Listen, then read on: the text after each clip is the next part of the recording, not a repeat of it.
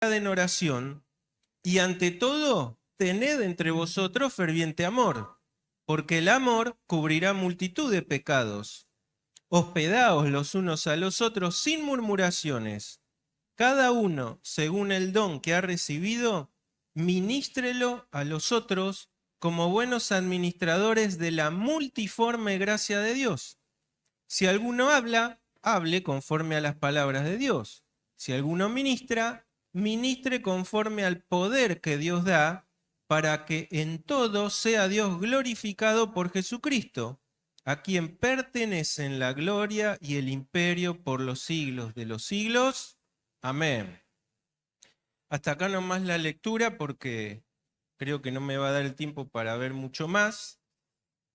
El fin de todas las cosas, algunas traducciones van a ver que es de tiempo presente.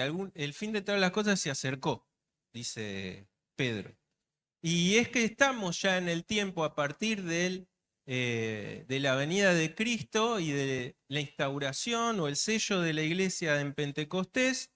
Estamos viviendo desde ese tiempo hasta esta parte del último tiempo. Por eso es que, si ven el término griego, no es que se acercará como un futuro, sino que ya está acá.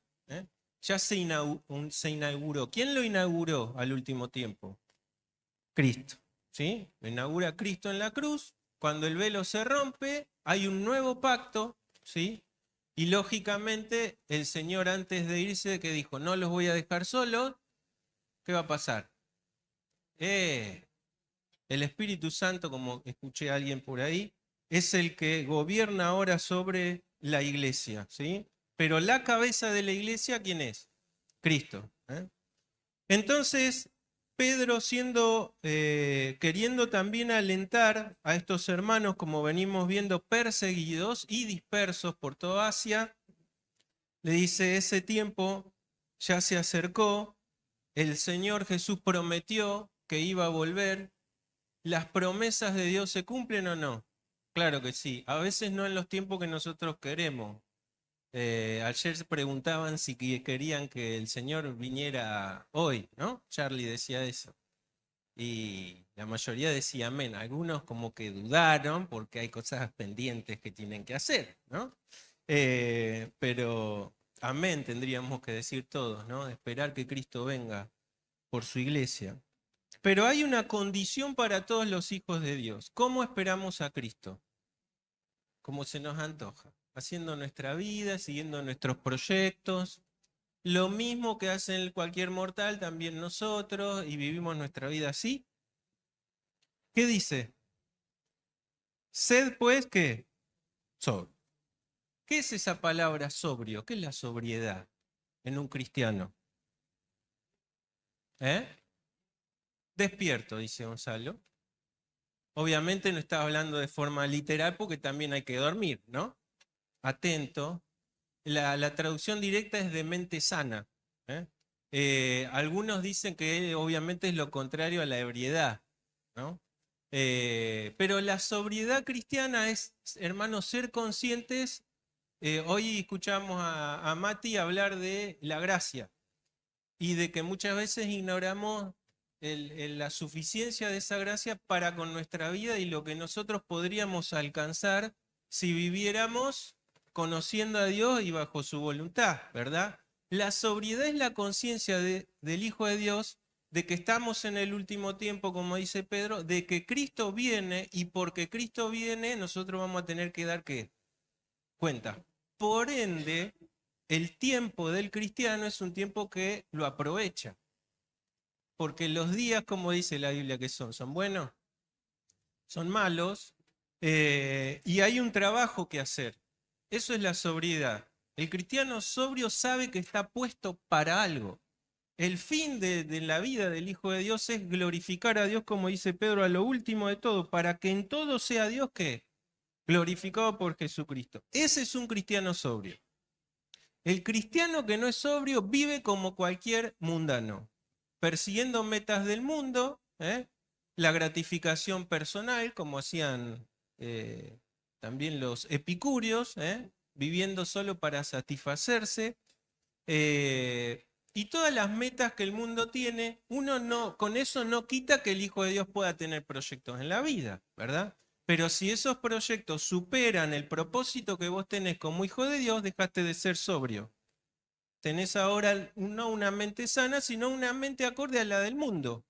Y el que ama al mundo, ¿qué dice la palabra? Ah, se hace enemigo de Dios, ¿sí? Porque son cosas pasajeras.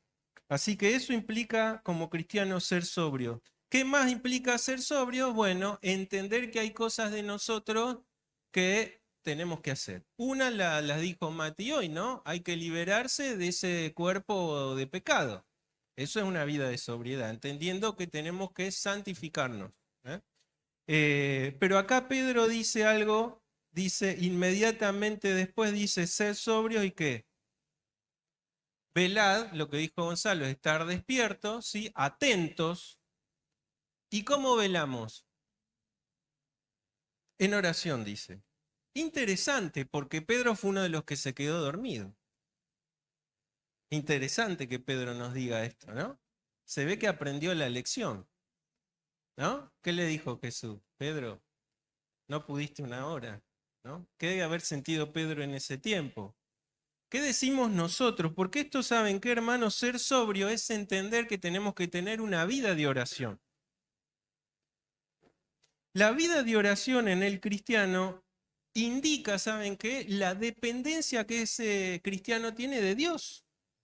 Si no hay una vida de oración en nosotros es porque nosotros somos capaces de valernos por nosotros mismos. De hacer nuestros proyectos, nuestras cosas. ¿Se acuerdan Santiago que dice? No digan mañana voy a hacer esto y lo otro, sino que digan, si Dios, bueno, ese es un cristiano sobrio, el que entiende que todas las cosas están en las manos de quién, del soberano. Y entonces, por ende, tengo que tener una vida de dependencia. Esa vida de dependencia se expresa en una vida de oración. ¿Oración cómo? ¿Personal? Por supuesto que sí, una vida de oración personal.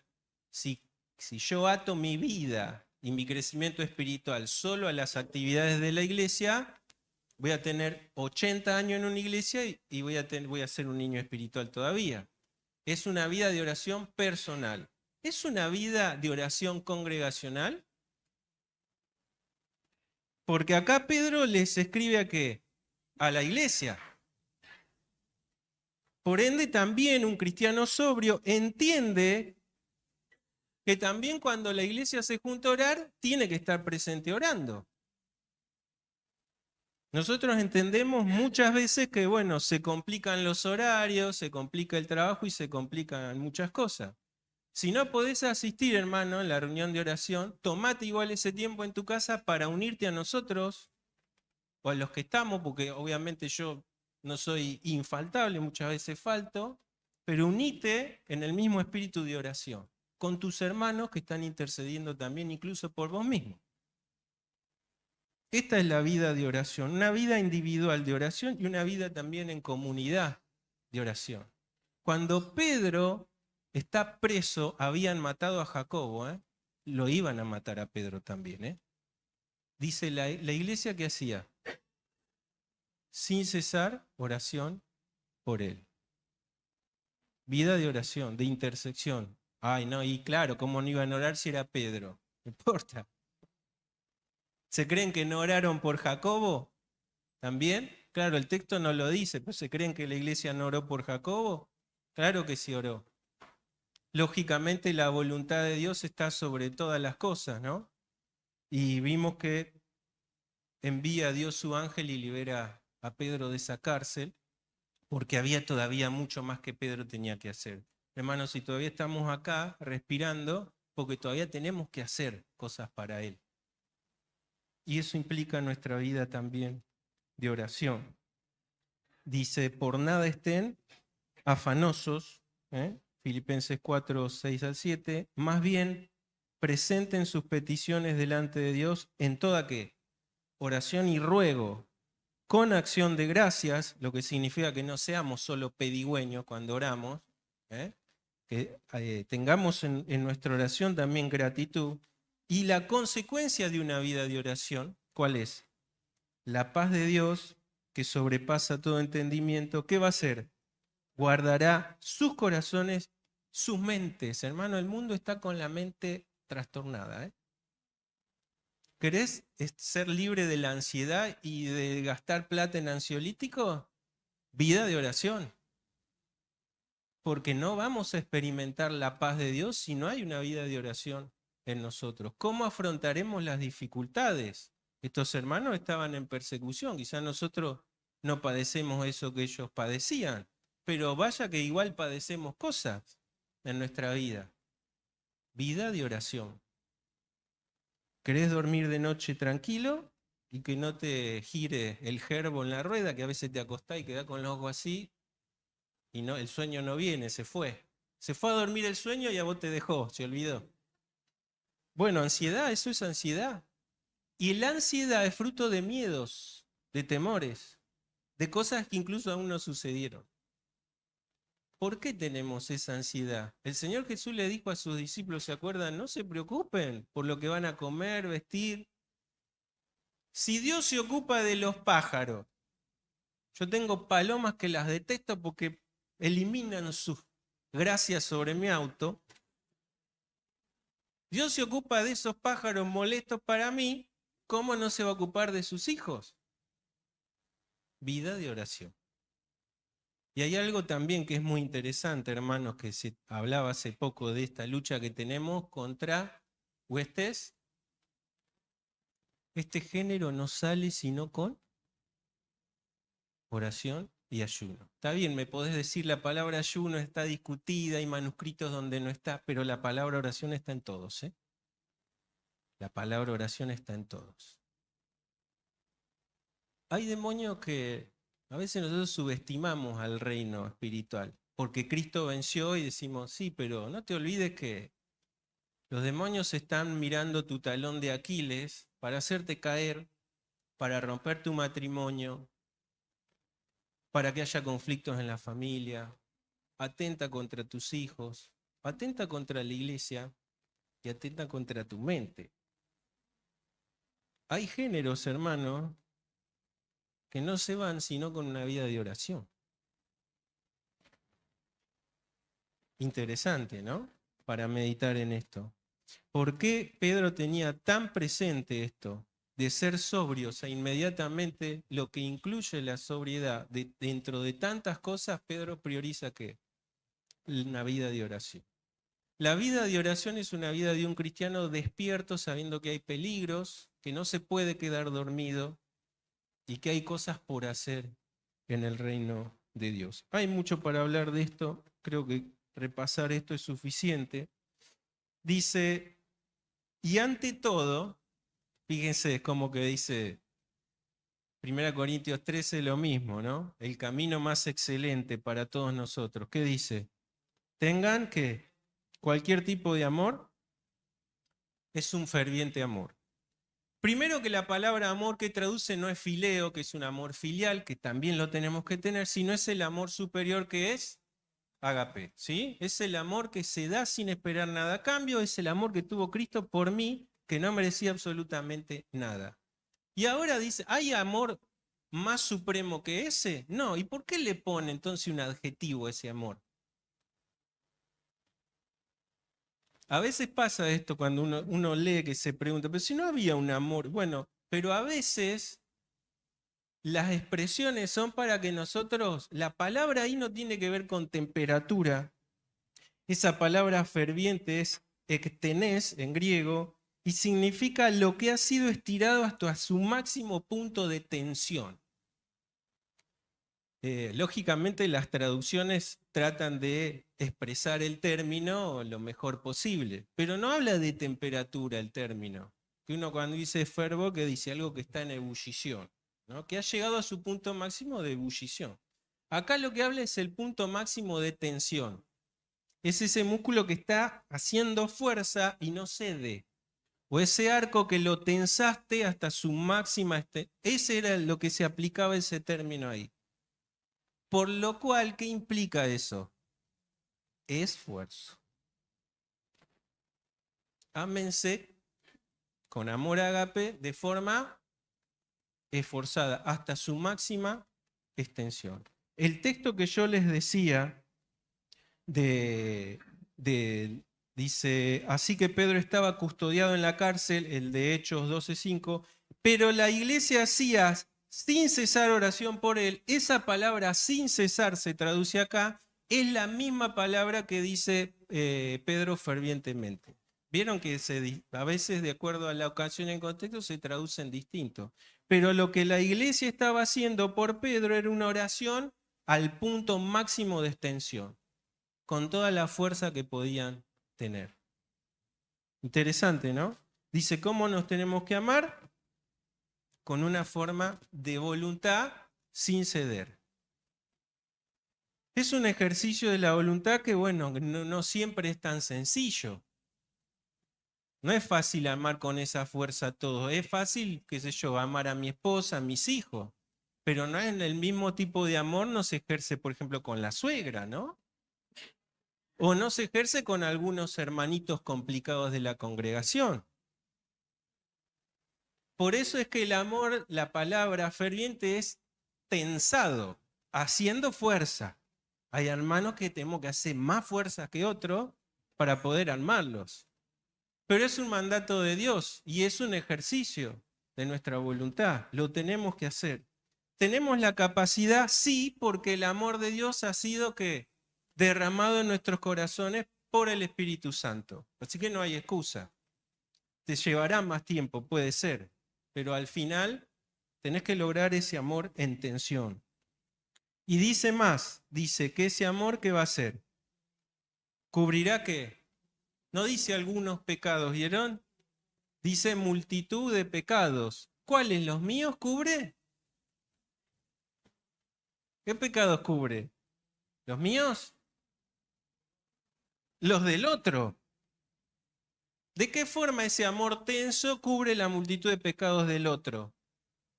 Cuando yo amo con esa intensidad y paso por alto las ofensas, como dice Proverbios, ¿no? La gloria del hombre está en pasar por alto las ofensas, no en la venganza, no en guardar rencores en el corazón. Este me la hizo, se la hago la próxima, ¿no? Se la tengo que devolver y lo tenés ahí. No, entregás, como hizo Cristo, quien dice cuando le padecía o maldecían, respondía como con maldición. Entregaba, dice, la causa ¿a quién? Al Padre. Cuando uno ama de esa forma, está dispuesto a perdonar fácilmente, como uno perdona a un niño que se equivocó. O guardamos rencor contra los niños nosotros que se equivocan. Nunca, jamás. ¿No? Por ahí disciplinamos a los hijos, todo, pero los seguimos amando. Pero de esa forma no amamos a todos y no perdonamos a todos. Bueno, cuando el amor cubre multitud de pecados significa eso. No porque nosotros tengamos la posibilidad divina de conceder el perdón de pecados. Eso le corresponde al Padre. Pero en nuestra relación de hermanos, vaya si el amor no cubre multitud de pecados, ¿no? La disposición interna también para lograr ese vínculo de la paz que Él ya logró en la cruz. Siempre dispuestos a perdonar insultos, maltratos, ofensas, y tiene que ver con los pecados del otro. ¿Cómo sigue? Avanzamos porque el tiempo pasa. Verso 9. ¿Hospedaos qué? Los unos a los otros, ¿cómo? ¿Qué pasaría? Tiempo de persecución, tiempo de hermanos que andaban deambulando porque con su mochila a cuesta estaban perseguidos. Y se iban a veces de población en población porque ya los habían descubierto y algunos hasta tendrían pedido de captura. No había, hermanos, los hospedajes tampoco que tenemos hoy en Mar del Plata, que las noticias a cada fin de semana largo, cada vacación dice 80% cubierto, ¿no? Y tenemos cantidad de hoteles y hostel y todo. No había esto en esa época. ¿De qué se valían los cristianos para hospedarse en los lugares a donde iban? De las casas de otros hermanos, que podrían ser abiertas para refugio, para sostén, para curar heridas o dar tiempo a la sanidad de algún hermano que venía. para darle hospedaje a algún predicador también que venía, para abrir la casa para tener el culto de la cena los domingos, porque se congregaban ¿en dónde? En casas, ¿no? No era sencillo porque donde hay movimiento de gente y el vecino chusmea y dice, ¿qué está pasando acá? ¿No serán cristianos? Y hay que avisarle al alguacil. Entonces, una de las manifestaciones de ese amor en tensión, ese amor que pone fuerza de voluntad, es abrir la casa para hospedar a tu hermano necesitado o para estar dispuesto a tener esa reunión que iba a ser peligrosa tenerla. Por eso dice sin murmuraciones, si no, no diría sin murmuraciones. Si fuese tan fácil hospedar, no habría acá un mandato de Pedro, háganlo sin quejarse, eso está diciendo. ¿Cuáles serían las quejas? Otra vez yo, por ahí, ¿no? Se acaba de ir uno y viene otro, otra vez. No se va más, también. Había un hermanito que cuando yo era chiquito caía siempre a la hora del mediodía a visitar, ¿viste? Y alguna vez escuché a mi vieja sobre todo decir, che, este siempre que cae a visitar cae a la hora de comer, ¿no? Tengo que darle de comer, tengo que poner de mi bolsillo. Tantas cosas pasarían y habría quejas, ¿no? Pedro, ¿qué les recuerda? Que la expresión de ese amor es también abrir la casa para hospedar a los necesitados. Bueno, el hospedar dice la palabra que sin saber muchos hospedaron ángeles, ¿no? No tenemos que tener el pensamiento de, oh, por ahí me cae algún ángel, ¿no? Porque la palabra en realidad de enviados a veces es un hermano que es un ángel del Señor, no en el sentido literal de ángel, sino que es alguien que te va a bendecir, ¿no? ¿Y cuántas veces ha pasado que le abriste la puerta a tu hermano para compartir muy poco, quizá un mate, lo que sea, y se fue y decir, me dejó la bendición de Dios, ¿no? Y cuánto bien nos hace también eso. Verso 10. Cada uno, según el don que ha recibido, ¿qué dice? Imperativo, ministrelo a los otros como buenos que, de la que multiforme gracia de Dios. Vamos a detenernos un poco acá. El día que se nos cayó la venda de nuestros ojos, vimos a Cristo, le aceptamos como Salvador y Señor de nuestra vida, hubo una promesa que en nosotros iba a estar ¿quién? El Espíritu Santo. Con el Espíritu Santo tenemos un sello de garantía ¿para qué? Para una herencia ya adquirida por medio de Cristo, futuro. ¿Por qué voy a entrar yo al cielo? Porque hay un sello dentro mío, que lo puso la providencia, que es el Espíritu Santo. Pero además de eso, nos guiará siempre ¿a dónde? A toda verdad. Pero además de eso, nos dotó ¿de qué?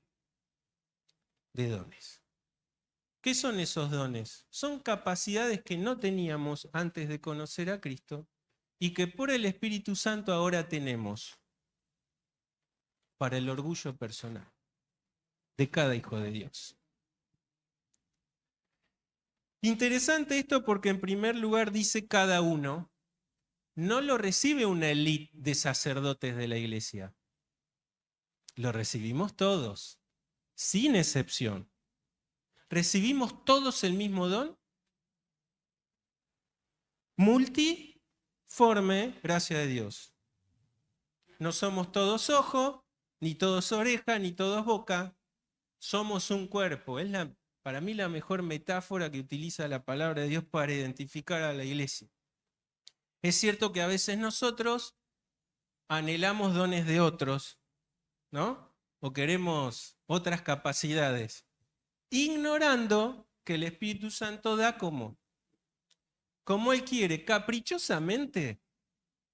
No, da como Él quiere, conociendo cómo somos cada uno de nosotros. Da como quiere en calidad y da como quiere en cantidad. ¿Tenemos que preocuparnos nosotros si son muchos, pocos? No, tenemos que identificar cuál o cuáles, y en base a eso que dice Pedro ahí, ministrelo. ¿A quiénes? A los otros. Vamos a leer algunos textos. Marisa, empezá si querés, 1 Corintios 12, 1 al 11. Okay. No quiero, hermanos, que ignoréis acerca de los dones espirituales. Sabéis que cuando erais gentiles, se os extraviaba llevándoos como se os llevaba a los ídolos mudos. Por tanto, os hago saber que nadie que hable por el Espíritu de Dios llama anatema a Jesús, y nadie puede llamar a Jesús Señor sino por el Espíritu Santo. Ahora bien, hay diversidad de dones, pero el Espíritu es el mismo. Y hay diversidad de ministerios, pero el Señor es el mismo. Y hay diversidad de operaciones, pero Dios, que hace todas las cosas en todos, es el mismo. Pero a cada uno le es dada la manifestación del Espíritu para provecho. Porque a este es dada por el Espíritu palabra de sabiduría, a otro palabra de ciencia, según el mismo Espíritu, a otro fe por el mismo Espíritu y a otro dones de sanidades por el mismo Espíritu, a otro el hacer milagros, a otro profecía, a otro discernimiento de espíritus, a otro diversos géneros de lenguas y a otro interpretación de lenguas. Pero todas estas cosas las hace uno y el mismo Espíritu, repartiendo a cada uno en particular como Él quiere. El 1 Corintios 28. Sigo yo. Y a uno puso Dios en la iglesia primeramente apóstoles, luego profetas, lo tercero maestros, luego los que hacen milagros, después los que sanan, los que ayudan, los que administran, los que tienen don de lengua. ¿Son todos apóstoles? ¿Son todos profetas, todos maestros, hacen todos milagros, tienen todos dones de sanidad, hablan todos lenguas, interpretan todos? Procurad pues dones mejores, mas yo os muestro un camino aún más excelente. Bien, ahí se puede traducir también, ustedes procuran los dones mejores, pero yo les muestro un camino más excelente. ¿Está? Para que tengan en cuenta, porque lo que estaba pasando ahí es que procuraban ellos tener dones muy, claro, que se puedan ver, que la persona pueda ser resaltada, y Pablo tiene que entrar ahora en algo que vamos a ver después que habla del amor fundamental, ¿sí? Romanos 12, 4 al 8. Porque de la manera que en un cuerpo tenemos muchos miembros, pero no todos los miembros tienen la misma función, así nosotros, siendo muchos, somos un cuerpo en Cristo, y todos miembros los unos de los otros. De manera que teniendo diferentes dones, según la gracia que nos es dada, si el de profecía, úsese conforme a la medida de la fe, o si de servicio, en servir, o el que enseña en la enseñanza, el que exhorta en la exhortación y el que reparte con liberalidad, el que preside con solicitud y el que hace misericordia con alegría. Efesios 4:11. Y él mismo constituyó a unos apóstoles, a otros profetas, a otros evangelistas, a otros pastores y maestros, a fin de perfeccionar a los santos para la obra del ministerio, para la edificación del cuerpo de Cristo, hasta que todos lleguemos a la unidad de la fe y del conocimiento del Hijo de Dios, a un varón perfecto, a la medida de la estatura de la plenitud de Cristo.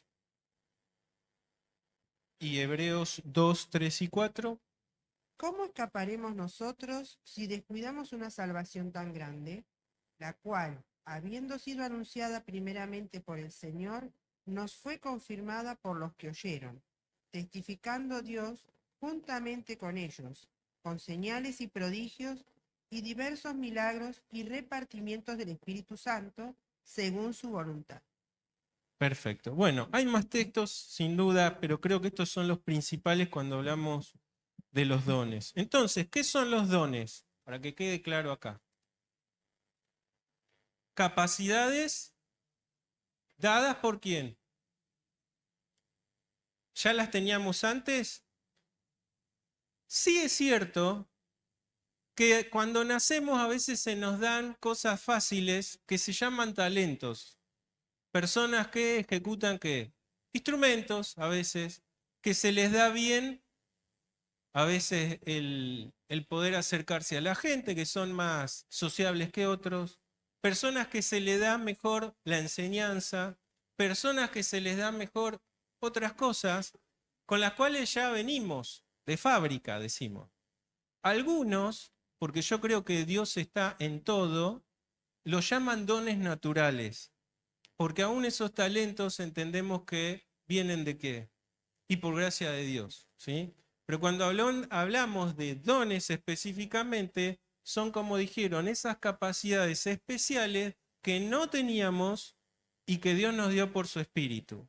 ¿Significa que entonces no usamos con las que nacimos? Sí, totalmente. Porque dice que hay diversidad de dones, de ministerios y de operaciones. Cuando leyeron ese texto, ¿qué vieron detrás de eso? ¿Prestaron atención? Hay la Trinidad. Hay diversidad de dones y habla del Espíritu. Hay diversidad de ministerios y habla de que el Señor, habla de Cristo, de Jesús. Y habla diversidad de operaciones, pero Dios. Fíjense cómo, qué interesante esto, que la deidad entera está ocupada en nosotros.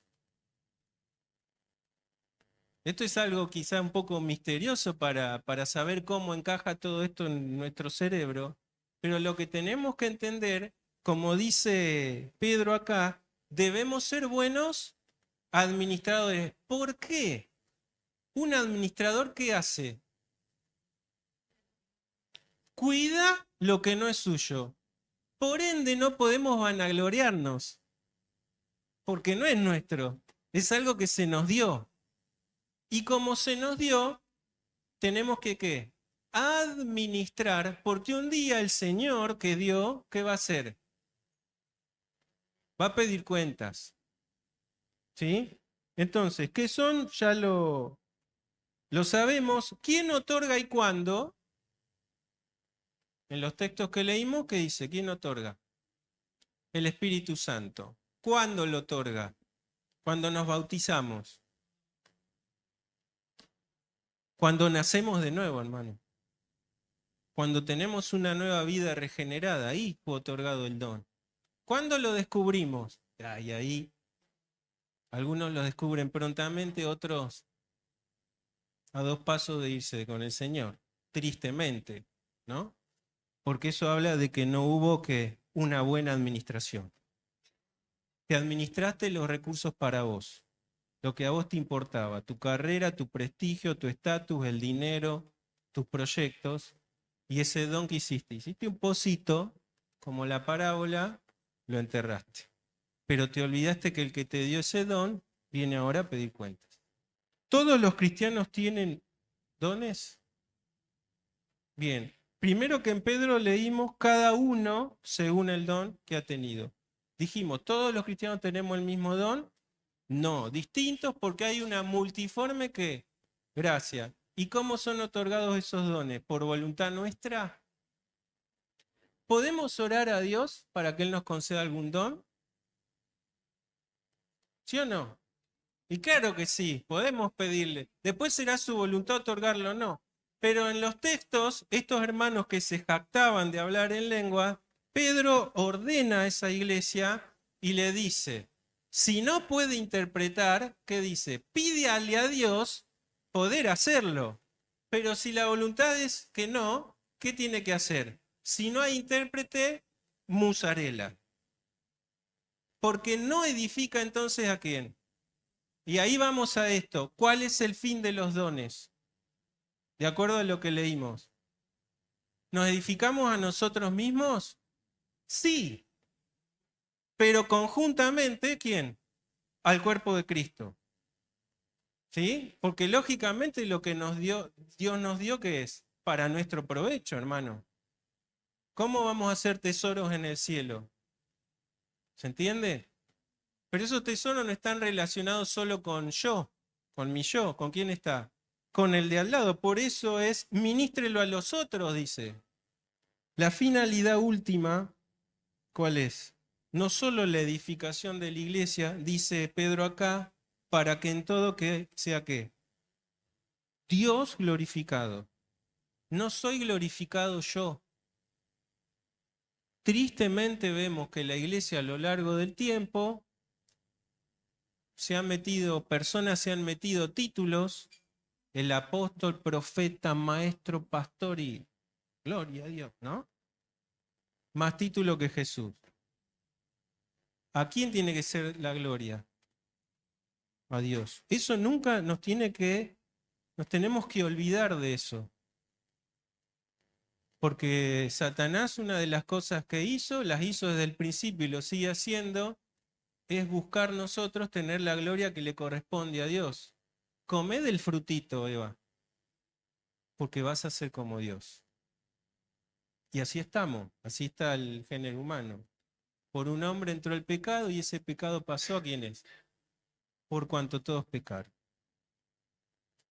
Nosotros como hijos de Dios sabemos que la administración que debemos hacer es porque no es nuestra, se nos fue otorgada. Debemos ser buenos ¿qué? Administradores de esa gracia que hoy también recordábamos. ¿Cómo se ejerce ese don? ¿Cómo debe ejercerse? Si yo entendiese todos los misterios y hablase aún lenguas angélicas y no tengo amor, otra cosa que tenemos que tener en cuenta. Hermanos, si vos querés ejercer tu don sin pensar en que el amor sea el motor de ese servicio, olvídate. Podés recibir algún aplausito acá abajo, pero allá arriba no va a haber galardones. Lo hiciste para vos y no lo hiciste con amor. Por eso es interesante estudiar, no da el tiempo para eso, pero estudiemos ¿sí? la iglesia en Corinto, qué es lo que pasaba allí. ¿Y por qué Pablo tiene que escribir la excelencia de ese capítulo 13 tan espectacular? Dice, si todo, porque él da los absurdos. No existe nadie que entienda todos los misterios, hermano, no existió. El único hombre en la tierra que entendía todo era Dios, Jesús, porque era Dios, es Dios. Pero después no hay ningún hombre, a algunos se les ha concedido más gracia de entender más cosas y otros no. Pero nunca hubo alguien que entendiese todos los misterios. ¿Saben lo que sería eso? Yo creo que necesitaríamos una cabeza así de grande, como esos que nos figuran, ¿viste? Que nos ponen en las imágenes. Pero aún así, dice Pablo, ustedes piensen si existiese algún hombre que entendiese todos los misterios, pero no tiene amor. Así que pensemos en estas preguntas y en estas respuestas. Si entendés y conocés tu don, cómo lo estás administrando y si hay amor detrás de eso. Porque eso es lo que vale delante de los ojos de Dios. Tengo un PowerPoint. No voy a llegar a verlo todo, pero vamos a ver por lo menos la primera parte de ese Power, porque ahí vimos una lista bastante larga. ¿Cuántos dones leímos? Y nadie sabe, porque no los contamos. Pero más o menos 20, ¿no? 1 Corintios 12:11, el mismo Espíritu reparte a cada uno en particular como Él quiere. Bien, vamos con la primera. Vamos a seguir igual la clase que viene. Dale un clic. ¿Qué dice el primero que puse ahí? Debatido, apostolado, pero lo puse ahí. Porque dice que él puso primeramente ¿qué? Apóstoles. Entendemos, hermanos, que esa era la etapa fundacional de la iglesia, donde se tenían que poner ¿qué? Los cimientos. El fundamento principal, ¿cuál es? Cristo. Y estamos cimentados sobre otra base que por la gracia de Dios se les dio a ¿quiénes? A los apóstoles y a ¿quiénes más? Y a los profetas. ¿Hay necesidad de poner fundamento hoy? Ya fue establecido. Después vamos a entrar en el debate del cesacionismo y el continuacionismo, no vamos a debatir demasiado, simplemente vamos a plantear las posturas. Pero de acuerdo a la palabra de Dios, ¿hay apóstoles hoy? No, ¿por qué? Porque independientemente de que era un llamado especial de Dios, tenían que reunir requisitos. ¿Cuáles eran? ¿Se acuerdan? Haber sido testigos de qué? De Cristo mismo, pero ¿de Cristo qué? Por eso cuando Cristo dice, me serán testigos, era literal.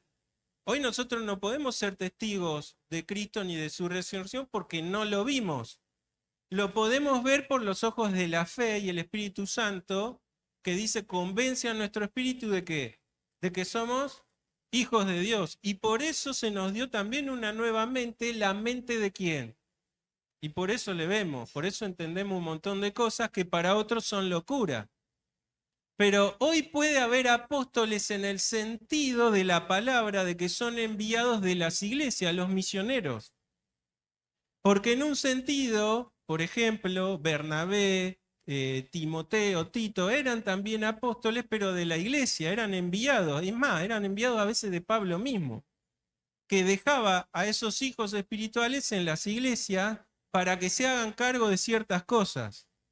¿Se entiende? Pero los apóstoles de Jesucristo no existen más. Fueron una sola vez. Tuvieron un ministerio como fundacional. ¿Y cómo evidenciaban ese ministerio? Con, dice, prodigios, señales, ¿no? Y un montón de cosas que avalaban la autoridad que Dios les había dado. Y por ende las escrituras que tenemos son avaladas ¿por qué? Porque están, lógicamente alguno me va a decir, bueno, pero no todos los escritos son de apóstoles.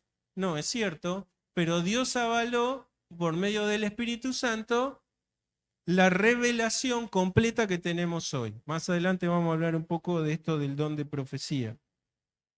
Así que, apostolado, entendemos que ya no hay más apóstoles en el sentido estricto de la palabra, pero hoy un misionero es un enviado también, ¿sí? De las iglesias ahora y del Espíritu Santo.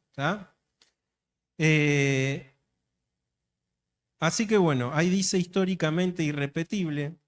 Lógicamente vamos a encontrar hermanos que no creen esto que decimos, pero si analizamos, yo les dejé los textos ahí, después esto les va a quedar en el material, van a ver que incluso cuando se elige al sucesor de Judas, ¿qué dice Pedro? ¿Se acuerdan? Era necesario y que alguien haya compartido como nosotros todo lo que Cristo había vivido. ¿Y cuántos había? Muchos ahí para elegir, ¿se acuerdan? Eran 2 nada más, ¿no? Y ojo, Jesús tuvo muchos discípulos, ¿eh? Cuando el Señor asciende, ¿cuántos dice que había? ¿Se acuerdan? Alrededor de 500. ¿Sí? Lógicamente después todo eso no estaban ahí en el aposento alto porque no entraban, ¿no? Estaban dispersos en toda Judea y Samaria. Pero fíjense algo importante porque Pedro sienta las bases de cómo escoger ese apóstol. Más adelante, ¿quién es el apóstol abortivo? Que no merecía, dice él, ser apóstol. ¿Quién se le presenta? ¿Fue apóstol por delegación de otro apóstol? El Cristo mismo, resucitado, se le manifestó y lo instruyó 3 años, lo mismo que a los anteriores, cuando él se va a Arabia. Después él baja a Jerusalén a encontrarse con los demás, ¿se acuerdan? Que no le abrían la puerta al pobre. Tuvo que Bernabé interceder, me dice, sí, ¿no? Antes perseguía, pero ahora no. Y conocemos la vida de Pablo. El segundo que dice ahí, termino con este, no se preocupen. ¿Cuál es? El de profecía. Dice la palabra que leímos con preguntas retóricas. ¿Hablan todos lenguas? Dice Pablo. ¿Cuál es la respuesta? No.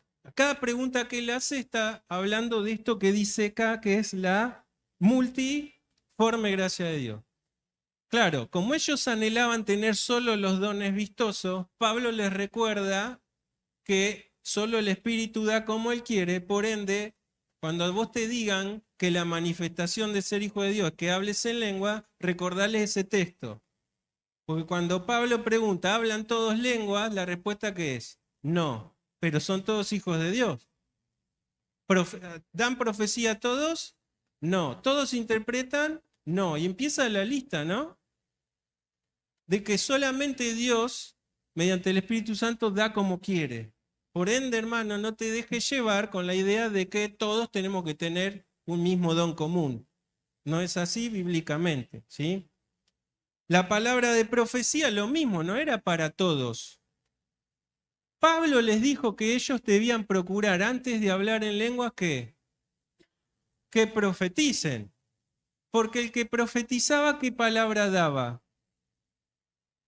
Edificación, exhortación y consolación. O sea, no era solo un mensaje de, ¿se acuerdan como Ágabo en 2 ocasiones dijo que iba a haber una hambruna en Jerusalén? ¿Y qué hizo la iglesia? Empezó a juntar, ¿qué? Ofrendas para asistir a la iglesia en Jerusalén. La segunda vez que intercede, Pablo volvía en su tercer viaje a Jerusalén. ¿Y qué dijo Ágabo? ¿Se acuerdan? El dueño de este cinto fue una revelación del Espíritu, solo a él, no a otros. Aunque dice que el Espíritu le decía a Pablo que por todos lados iba a padecer. O sea que Pablo tenía el don o no de profecía. Y claro que sí, aparte nos dejó los escritos inspirados por el Espíritu Santo, ¿sí? Pero no eran todos profetas tampoco. Lo que aventajaba este don era que estaba poniendo las bases porque todavía el canon bíblico no estaba, ¿qué? Completo.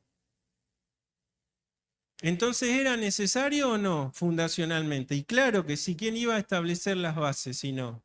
Del Evangelio.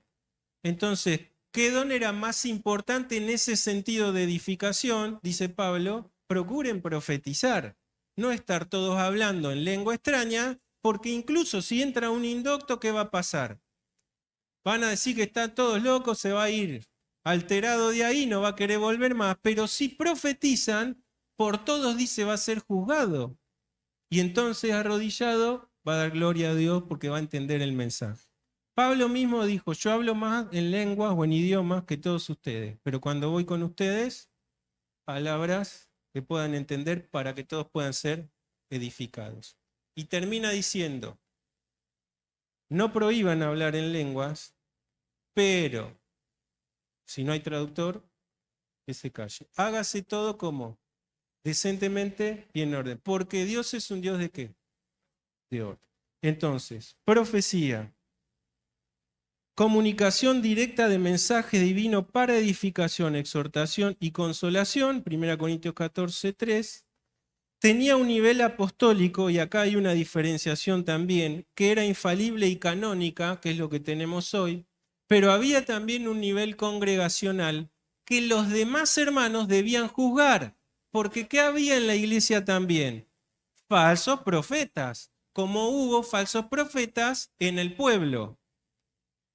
¿El pueblo a qué atendió más? ¿A los falsos profetas o a los profetas verdaderos? Dejamos este tema para la clase que viene, a hablar de los falsos profetas y qué hace la iglesia hoy con esos falsos profetas. ¿Sí?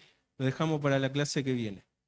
Léanse si quieren de nuevo esos textos que leímos como para tener la mente fresca y seguir hablando de este tema importante.